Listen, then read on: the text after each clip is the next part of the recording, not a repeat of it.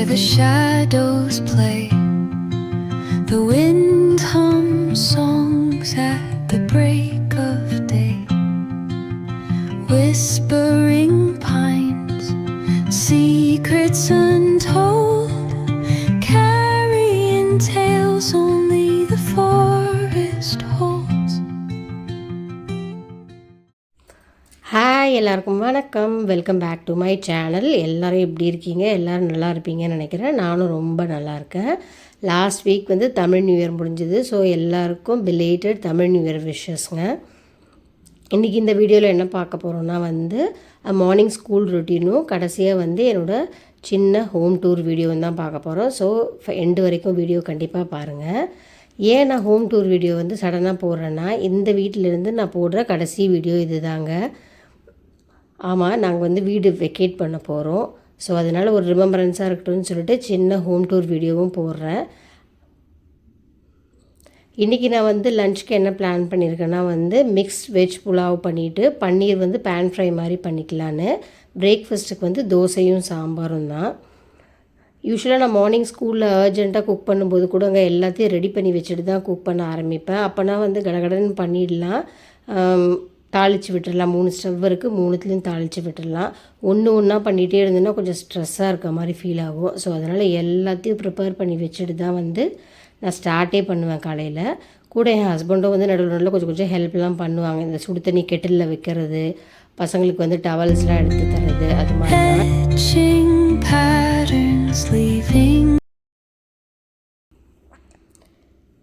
So பன்னீர் வந்து நான் ஃபைனலாக தான் ஃப்ரை பண்ணி தருவேன் பேனில். ஸோ அதனால் முன்னாடியே மேரினேட் பண்ணி வச்சுட்டேன்.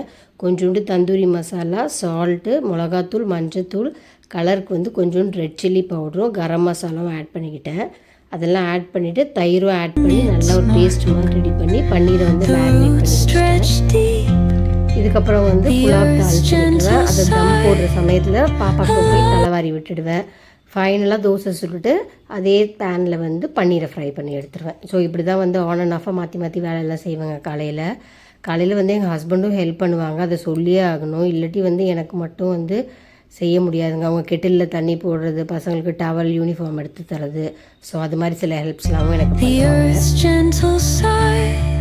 நான் லாஸ்ட் வீக் வீடியோ போடும்போது கூட எனக்கு நிஜமாலே தெரியாதுங்க இந்த வீடியோ நாங்கள் வெக்கேட் பண்ணுறோம்னு சொல்லிட்டு. எனக்கே வந்து லாஸ்ட் வீக் இது நடந்த பெரிய அதிர்ச்சி. எல்லாருக்கும் ஹாப்பி நியூ இயர் வந்து ஹாப்பியாக இருக்குன்னுவாங்க. எங்களுக்கு வந்து ஒரு மாதிரி அப்செட்டான நியூ இயராக தான் இருந்துச்சு. பட் ஸ்டில் இது ஓகே தான். நாங்கள் இது வந்து ரொம்ப நாளுக்கு முன்னாடி எதிர்பார்த்துட்டே இருந்தோம். அவர் வந்து இப்போ தான் சொல்லியிருந்தார்.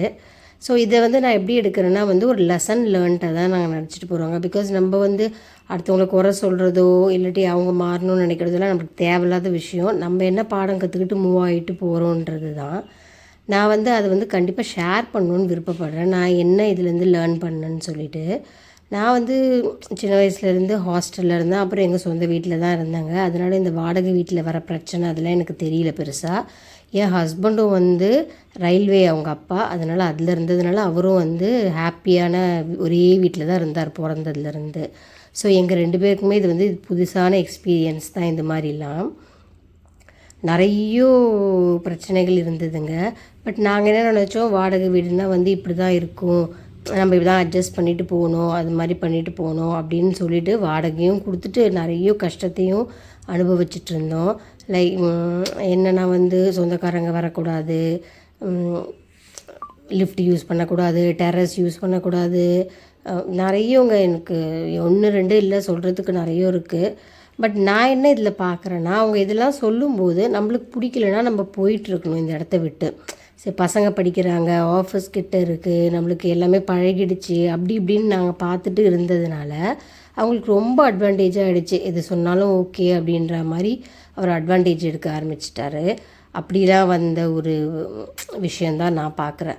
ஸோ நம்மளுக்கு ஒரு இடம் ஒத்து வரலைன்னா நம்ம அந்த இடத்த விட்டு நவுந்துடணுங்க, அவ்வளோதான்.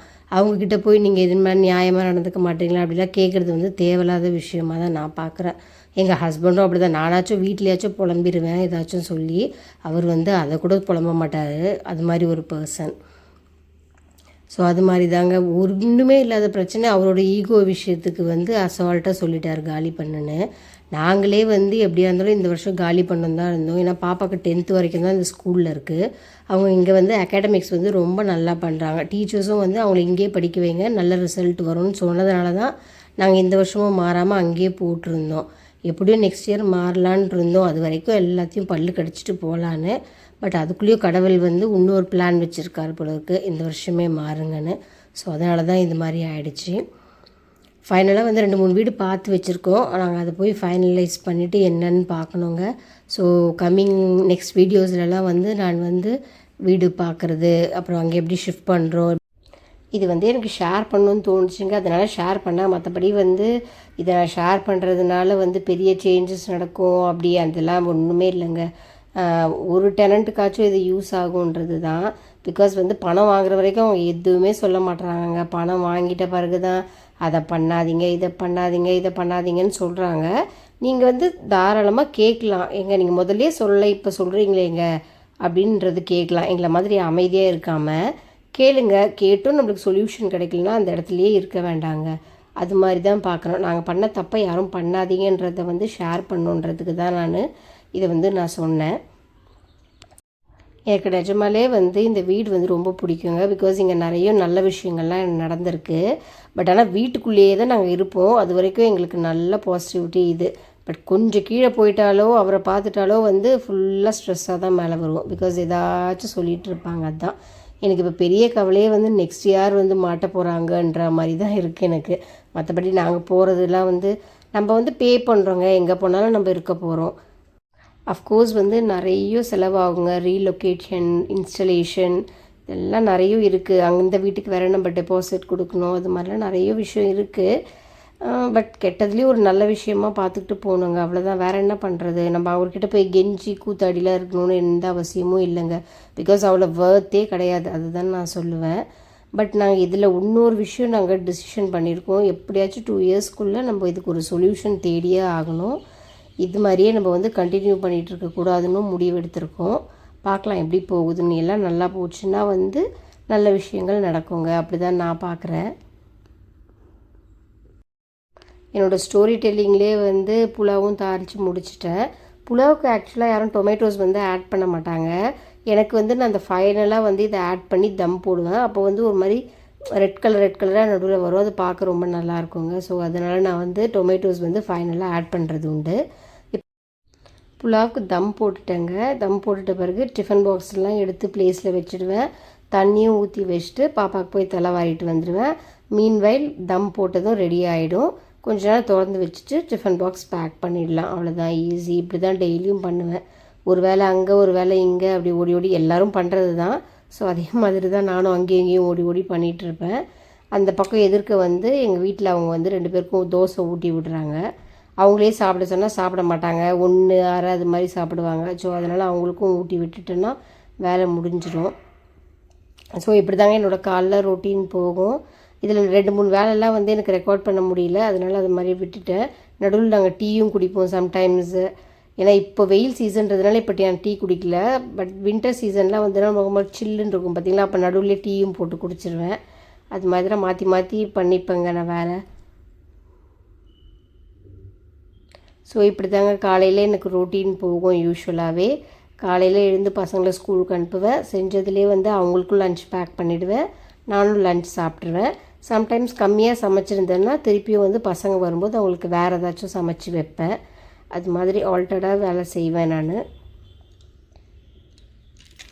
இப்போ வந்து நான் வந்து அந்த ஆம்லா ஜூஸ் காலைல குடிக்கிறதில்ல. என்னோடய ப்ரீவியஸ் வீடியோலாம் பார்த்துருந்தீங்கன்னா காலையில் அந்த ஆம்லா ஜூஸ் குடிச்சிட்டு இருந்தேன். இப்போ நான் வந்து வேறு மாறிட்டுருக்கேன். இப்போ முருங்கை இலை லீவ்ஸ் வந்து கொஞ்சம் ஃபேமஸாக இருக்குது பார்த்திங்களா. அதனால் நானே வந்து முருங்கை இலையை வாங்கி நல்லா அலசி காய வச்சு அரைச்சி வச்சிட்ருக்கேன். பசங்கள்லாம் கிளம்பிட்ட பிறகு ஒரு வார்ம் வாட்டரில் ஒரு ஸ்பூன் போல் முருங்கை இலையை ஆட் பண்ணிவிட்டு லைட்டாக லெமனை ஸ்க்வீஸ் பண்ணி அதை குடிச்சிடுவேன். அதை குடிச்சிட்டு வந்து ஒரு 15 மினிட்ஸ்க்காக எதுவுமே சாப்பிடலாம் கூடாது, தண்ணியும் குடிக்கக்கூடாது. அதுக்கப்புறம் தான் வந்து டீயோ காஃபியோ ஏதாச்சும் குடிப்பேங்க. அது மாதிரி தான்.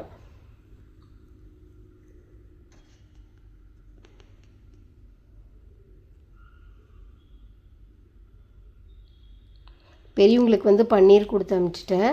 அவங்களுக்கு தயிர் பிடிக்காது, அதனால் அவங்களுக்கு தயிர் குடிக்கல. தம்பிக்கு மட்டும் ஒரே ஒரு பன்னீர் வச்சுட்டு அவனுக்கு தயிர் பிடிக்கும், தயிர் பேக் பண்ணிட்டேன்.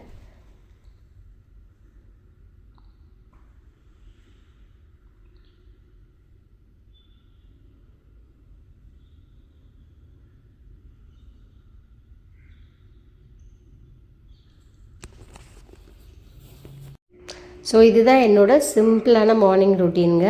அப்புறம் இந்த வீட்டிலேருந்து போடுற கடைசி வீடியோவும் கூட. இந்த வீடியோ பிடிச்சிருந்ததுன்னா கண்டிப்பாக சேனலுக்கு சப்ஸ்கிரைப் பண்ணிக்கோங்க, என்ன சப்போர்ட் பண்ணுங்கள்.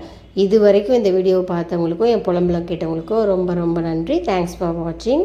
வேறு ஒரு வீடியோவோட புது வீட்டிலேருந்து உங்களை நான் பார்க்குறேன். பாய் பாய். Knotted in time by nature's hand, each echoing step